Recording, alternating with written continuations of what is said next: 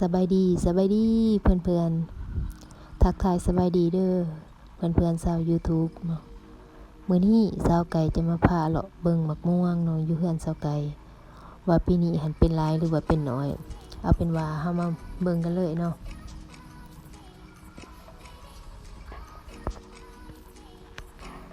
งามบ่เพื่อนๆมีกระ3หน่วยเนาะเลี้ยงกันพอดีกินเลยเนี่ยเนาะบ่น้อยเกินไปแล้วก็บ่ใหญ่เกินไปตัวนี้มันบ่ทันได้เข้าแกนเนาะพอดีกินพอดีจำแจ่วปลาแดกเนาะมันเพาะดีหรือว่ามันกรอบดียำน้ำลายแตกสวดแบบนี้